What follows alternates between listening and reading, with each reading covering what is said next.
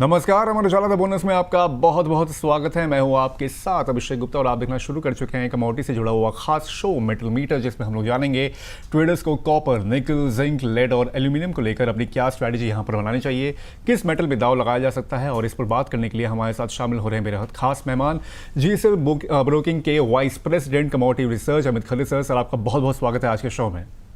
नमस्कार, thank you Abhishek ji. Sir, दाढ़ी वाड़ी आपने बना ली है, मतलब मेरे ख्याल से हफ्ते भर के अंदर ही बिल्कुल लुक में चेंज आ गया। सर, क्या बात है? मतलब ऐसे बहुत अच्छा लग रहा है, लेकिन कोई खास वजह है इसकी?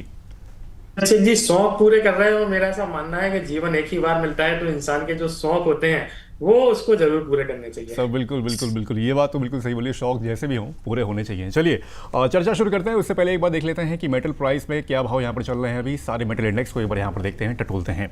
तो कॉपर की अगर यहाँ पर बात करें तो यहाँ पर आप देख सकते हैं कि कॉपर में भी दबाव यहाँ पर बना हुआ है। 1258 रुपये पर ये ट्रेड होता हुआ दिख रहा है। 1% की इसमें गिरावट देखने को मिली है। निकल की बात करें तो इसमें भी करीब 1% से ज़्यादा की गिरावट देखने को मिली है। जिंक की बात करें 361 रुपये पर ये भी ट्रेड होता हुआ दिख रहा है। लेड 196 पर और एल्यूमिनियम यहाँ पर 326 रुपए के आसपास यहाँ पर इसके भाव चल रहे हैं। अमित सर, सबसे पहले कॉपर की बात कर लेते हैं। 1300 के नीचे ऑब्वियस बात है, पिछले एक हफ्ते में हम लोग देख रहे हैं उसके नीचे ही बना हुआ है। कंसोलिडेट यहाँ पर नहीं हो पा रहा है। क्या इसमें और गिरावट दिख रही है आपको, और कैसे अभी दिख रहा है पूरा कॉपर इंडेक्स यहाँ पर? बिल्कुल अभिषेक जी, कल इसमें एक अच्छी जो है अपसाइड का मोमेंटम देखने को मिला था। लगभग 1277 के आसपास के प्राइस थे और लगभग 1255 के आसपास का बॉटम था। ओवरऑल देखा जाए तो ऊपरी स्तरों से गिरावट तो आई है, 1410 के आसपास के इसने हाई बनाए थे। बट अगर हम निचले स्तरों से भी बात करें, पिछले एक साल का ओवरऑल देखें तो 800 850 रुपए से तेजी इसकी स्टार्ट हुई थी और ऊपर में 1450 के आसपास के इसने भाव बनाए थे। फिर वापस इसमें करेक्शन देखने को मिला, फिर से प्राइजेस 1350 के आसपास गए। तो ओवरऑल देखा जाए तो ट्रेडिंग के लिहाज से काफी अच्छा मोमेंटम इन दिनों जो है कॉपर में बन रहा है। अब आज की जो गिरावट है, मेरे को लग रहा है इस पे ट्रेडर्स को जो बाइंग वाली अपॉर्चुनिटी है वो उसको लेके चलना चाहिए। काफी अच्छे भाव जो है कॉपर के भी वापस फिर से आ चुके हैं। तो लास्ट टाइम जिन्होंने मिस कर दिया था वो इस पे एंट्री ले सकते हैं। मौजूदा भाव पे 1259 1257 की रेंज में कहीं पे भी खरीदारी करें।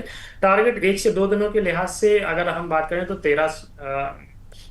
1290, माफ कीजिएगा, प्राइसेस में थोड़ा सा ऊपर नीचे हो जी गया, जी। फिगर चेंज हो गया। 1259 का भी भाव है।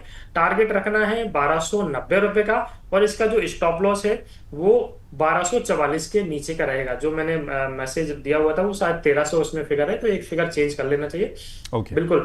तो इस ट्रेड को जो है ट्रेडर्स जो है बना सकते हैं। ठीक है। टारगेट यहाँ पर दिया गया है 1290 का और 1244 का यहाँ पर स्टॉप लॉस मेंटेन करके चलें। और 1259 के आसपास, 1257 के आसपास यहाँ पर बाइंग की सलाह सर की ओर से दी गई है। सर, कॉपर के अलावा अगर दूसरे मेटल में देखें, हालांकि पूरे मेटल इंडेक्स में अभी गिरावट देखने को मिली है। एल्यूमिनियम की अगर यहाँ पर बात करें तो क्या लग रहा है, उसमें भी पोटेंशियल है या भी इसमें और गिरावट दिख सकती है आपको? एल्यूमिनियम का चार्ट तो काफी नेगेटिव है। 397 के आसपास के हमने हाई बनते हुए देखे थे। अभी भी चार्ट थोड़ा सा नेगेटिव दिखाई दे रहा है। 328 रुपए के आसपास इसमें एक बिकवाली का ट्रेड जो है ट्रेडर्स ले सकते हैं। 1 से 2 दिनों के लिहाज से 328 पे बेचें, 321 का टारगेट रखें और इसका जो स्टॉप लॉस रहेगा वो 331 रुपए के नीचे का रहेगा। अगर हम दूसरा मेटल भी देखें तो जिंक का चार्ट जो है काफी अट्रैक्टिव है। सबसे स्ट्रॉन्ग चार्ट जो है जिंक का अभी इन दिनों बना हुआ है। तो 360 और 359 इस रेंज में जिंक में खरीदारी की जा सकती है। टारगेट रखना है 366 रुपीज का और जो इसका स्टॉप लॉस है वो 357 रुपए के नीचे का रहेगा। फिर हम और भी मेटल्स की अगर हम बात करें तो जी, निकल की अगर बात करें तो निकल का चार्ट काफी नेगेटिव है। तो निकल में बिकवाली का ट्रेड रहेगा। जुलाई वाइडा निकल ठीक है। अभी 1576 के आसपास कारोबार कर रहा है और इसका जो सपोर्ट था वो 1590 के आसपास था। तो अगर थोड़ा सा बाउंस मिलता है 1585 90 की रेंज में तो वहां पे बिकवाली की जा सकती है।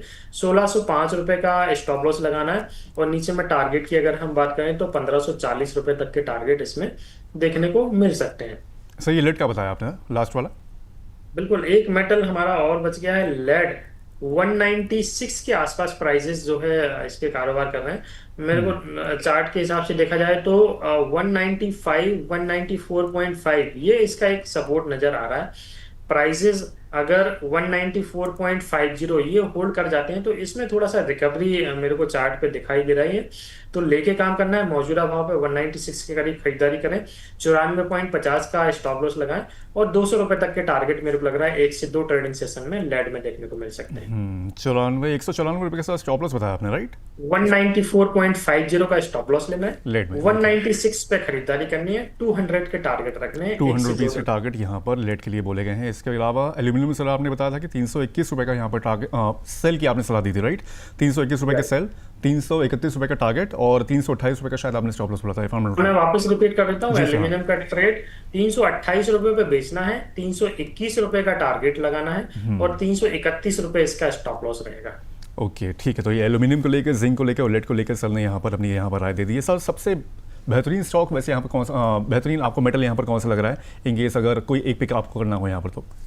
तो जो लोग खरीदारी की साइड में जाना चाह रहे हैं वो जिंक पे फोकस कर सकते हैं, 360-59 की रेंज में लेके 57 का एसएल लगा के और 66 का टारगेट रखना है। और जो लोग बिकवाली का ट्रेड करना चाह रहे हैं वो एल्यूमिनियम पे फोकस कर सकते हैं। ठीक है। तो ये हो के कुल बात यहाँ पर बेस मेटल को लेकर, सारे मेटल्स को लेकर सर ने यहाँ पर अपनी राय रख दीजिए। इसके हिसाब से आपने अपनी ट्रेडिंग की रणनीति यहाँ पर बना के रख सकते हैं और 1-2 दिनों के लिए भी कुछ यहाँ पर सुझाव दिए गए हैं, उसको भी यहाँ पर देखकर आप चल सकते हैं। Sir, thank you so much in तमाम जानकारी के लिए। जाने से पहले प्लीज़ अपना डिस्क्लेमर करते सर आप। जी, जो भी ट्रेड हमने मेटल में यहाँ पे डिस्कस किया है उसमें मेरी कोई पर्सनल पोजीशन नहीं है। हमारे यहाँ पे क्लाइंट की पोजीशन जो है इसमें हो सकती है।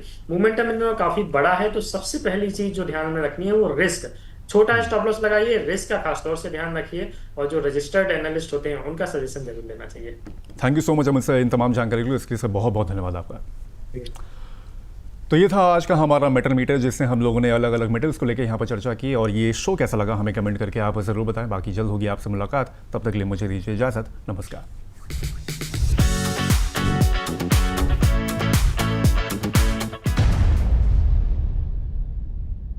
स्टॉक मार्केट में आप पैसे लगाते हैं? यार लगाता था, लेकिन इतना लॉस उठाया कि सब बंद कर दिया। गोल्ड में इन्वेस्ट करते हो? हाँ, मेरे पास 4 गोल्ड ETF है। 4 गोल्ड ETF? दोस्तों की सलाह पर ट्रेडिंग में नुकसान? अरे बाप रे। कभी किसी की टिप पर खरीद लिया, कभी फोमो में एंट्री ले ली और फिर लॉस ही लॉस। बार बार नुकसान कॉन्फिडेंस को डाउन करता है और हर ट्रेड के साथ मेंटल स्ट्रेस भी बढ़ता है। लेकिन सवाल ये है, क्या दिक्कत मार्केट में है या आपकी स्ट्रैटेजी में? अगर आपको भी समझ नहीं आता कब खरीदे, कब बेचें और रिस्क को कैसे मैनेज करें, तो ये अमर उजाला द बोनस और कमोडिटी समाचार का फ्री वेबिनार सिर्फ आपके लिए है। आपको गाइड करेंगे सेबी रजिस्टर्ड रिसर्च एनालिस्ट अंकित कपूर, जो बताएंगे गलतियां कैसे रोकें, सही डिसीजन कैसे लें, ट्रेडिंग साइकोलॉजी कैसे मजबूत करें और मार्केट को समझने का प्रैक्टिकल तरीका क्या है। तो मार्केट से डरना बंद और सीख कर आगे बढ़ना शुरू। तो 4 जुलाई से हमारे इस वेबिनार को ज्वाइन करने के लिए 8006007616 नंबर पर रजिस्ट्रेशन कराएं। Investments in securities and commodities markets are subject to market risks. Read all relevant documents carefully before investing.